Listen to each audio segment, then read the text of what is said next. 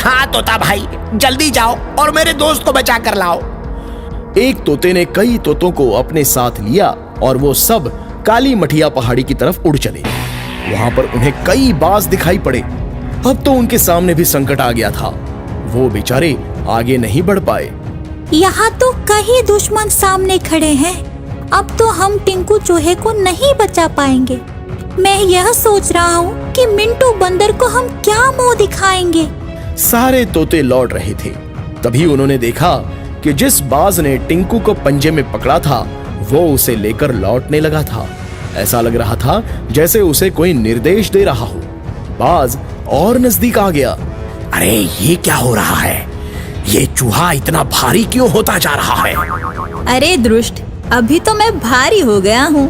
अगर तूने मेरी बात नहीं मानी तो मैं आग का गोला बनकर तुझे जला दूंगा। हे चूहे, अभी मैं तुझे अपने पंजे से छोड़ रहा हूँ और तू नीचे गिरकर मर जाएगा। इतना कहकर बाज ने पिंटू को अपने पंजे से छोड़ दिया। लेकिन ये क्या, टिंकू नीचे गिरने की बजाय हवा में उड़ने लगा। बाज और तोतों ने जब ये दृश्य देखा तो वो सभी आश्चर्य में पड़ गए।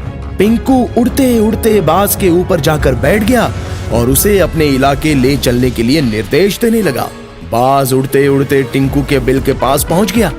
मिंटू ने देखा तो उसे अपनी आंखों पर विश्वास ही नहीं हुआ।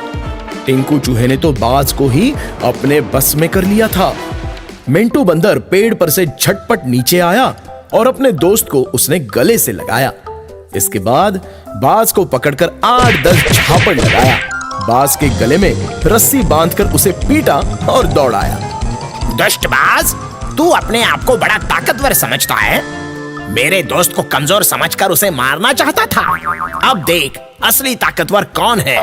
अब किसी को कमजोर समझने की भूल मत करना। बहुत हो चुकी है मेरी धुलाई, मुझे माफ कर दो मेरे भाई। मैं अब अपने आप को सबसे बड़ा कमजोर समझ रहा हूँ। मैं आपका दास हूँ, गुलाम हूँ। मिंटू बंदर अपने दोस्त टिंकू चूहे को पाकर बहुत खुश हो गया था। उसने बाज को छोड़ दिया। इसके बाद वो थोड़ी देर के लिए वहां से चला गया और जब वापस लौटा तब उसके हाथ में भरी हुई जलेबी का दोना था।